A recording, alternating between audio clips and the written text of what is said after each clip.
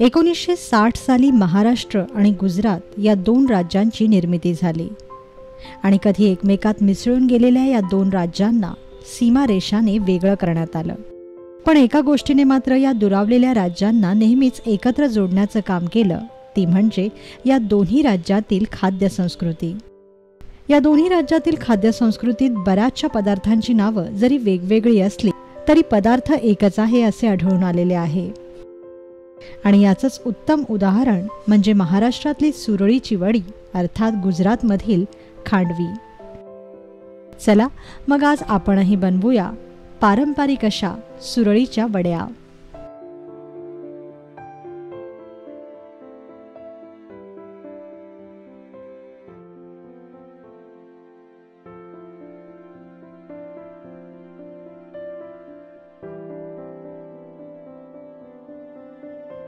सुरळीच्या वड्या बनवण्यासाठी आपल्याला लागेल 1 वाटी बेसन,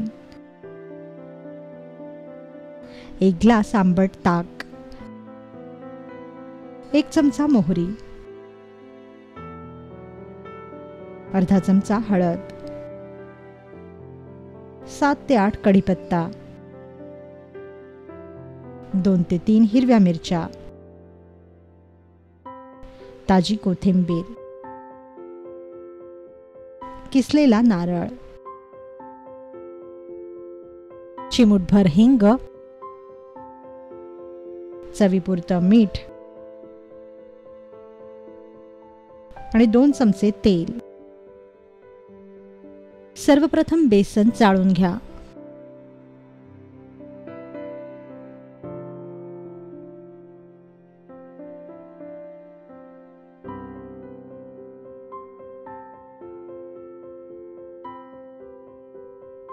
चाळलेल्या बेसनमध्ये ताक, चवीपुरतं मीठ आणि हळद मिसळा.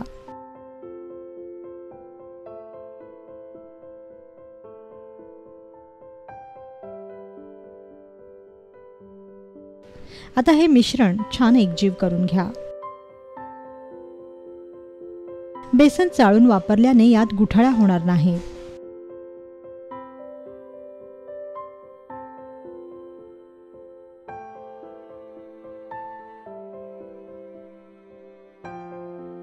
यानंतर यात ठेचलेली हिरवी मिरची घाला व मिश्रण पुन्हा कालवून घ्या.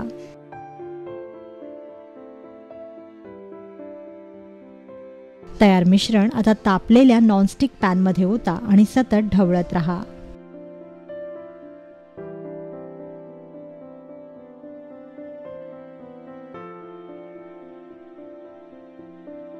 मध्यम आचेवर हे मिश्रण शिजू द्या व सतत ढवळत राहा.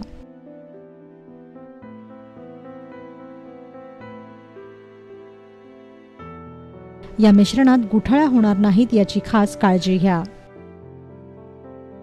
पिठल्याप्रमाणे या पिठाला सतत घोटत राहा.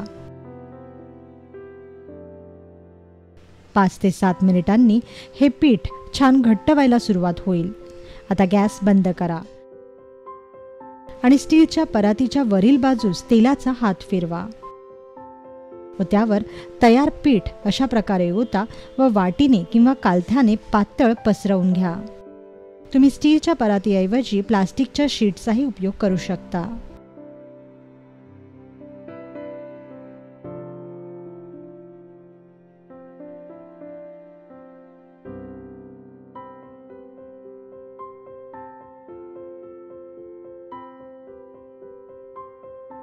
आता पिठाची ही पोळी जितकी पातळ पसरवाल वडी तितकीच पातळ होईल.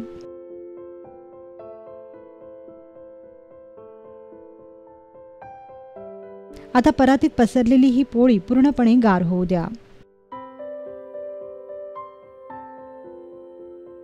तोपर्यंत फोडणी पात्रात हिंग, मोहरी व कढीपत्त्याची फोडणी तयार करा.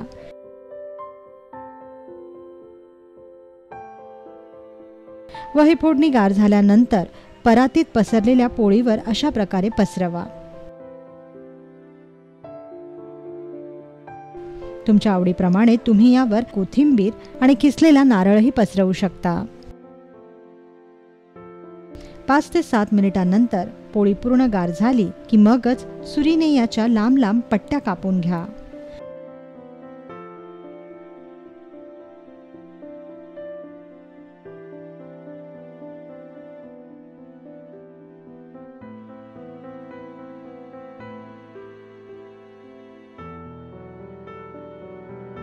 व या पट्ट्यांची अशा प्रकारे सुरळी करा.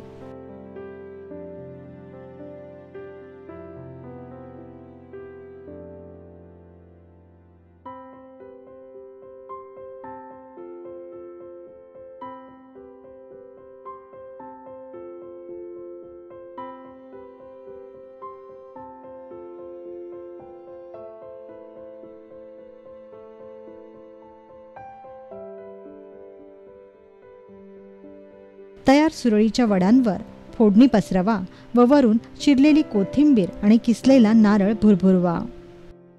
तयार झाल्या पारंपरिक पद्धतीच्या सुरळीच्या वड्या.